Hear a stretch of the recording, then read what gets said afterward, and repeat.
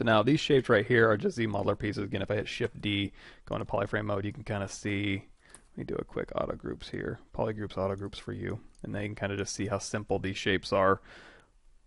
The Z modeled basically, and then I merged another simple shape and another simple shape, made that into a insert mesh brush, which we've already gone over, and then just inserted those where they needed to go. Let me go ahead and get rid of this, see if there's anything else underneath here. Shoelaces we're going to get to. Next thing we're going to do is let's go down the list here. So we've already talked about this stuff in the document, and now we're going to get into this rubber ring seal around the boot. So that's easy enough, and basically what that is this thing right here.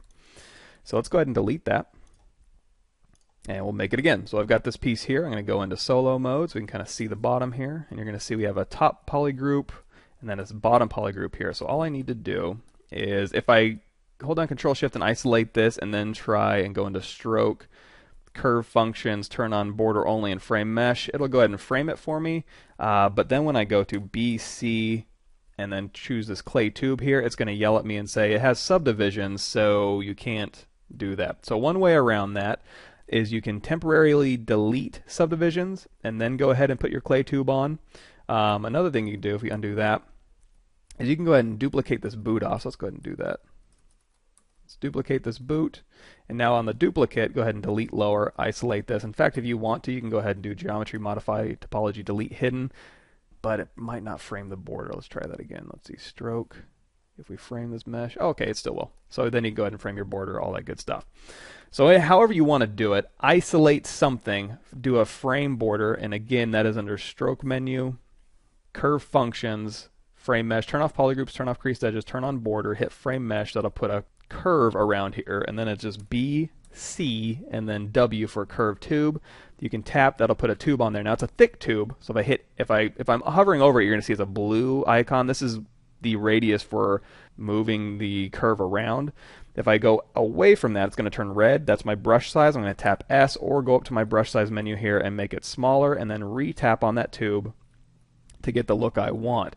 Incidentally, you can also go to BI, brush insert, and you can choose any of these things that have curve mode activated. By that I mean underneath stroke curve, you got curve mode turned on.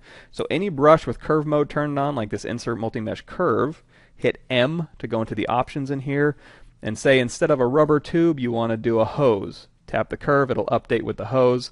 Kind of did something weird. Had a hard time with the resolution. Now let me see if I can choose scales. That's a little bit weird. So what I'm going to do is undo all that. There we go. So now before tapping tube, clay tubes, I just did scales. And now let's see if we can kind of cycle through these. The chain. Let's make my brush size bigger. So now we're just doing a chain all the way around. So it kind of depends on up to you. Anything with curve mode, it'll update. But let's go back to BCW for clay tubes. Tap it to update the framed mesh, and then make your brush size appropriate for the size of bead that you want. Now you don't have to be perfect. You can always inflate it later or deflate it, but that's pretty close. So what I'm going to do is tap on the object but away from the curve, and that'll go ahead and delete that, which is also over here under curve functions. You can just delete, and that'll delete all your curves. And now that this is masked and this is unmasked, I can go over here to split, unmask points, and now I can go into solo mode here. You're going to see, if I scroll down, I have my original boot here, and then I have the duplicate of the bottom of my boot here, and then I have my tube that I made. I don't need the duplicate of the bottom of the boot anymore, so I'm going to delete that. And now I've got my tube and my boot. The tube... and it went up around this before, because I forgot that I should have actually taken the top of this one and taken that polygroup. That's okay, you get the idea. So this, Alt tap this tube goes all the way around. I can move it around if I'd like to. I can also go into my geometry deformation menu and use the inflate to kind of inflate that up more if I want to. And if you don't like this topology, go into your geometry Z-remesher, and I'm just going to do a half adaptive size of 0 and hit Z-remesh, and that'll go ahead and just update this geometry with the Z-remesher, so you can just keep hitting half if you want a simplified geometry like that. So that's just an easy way to kind of get a rubber trim around these objects here.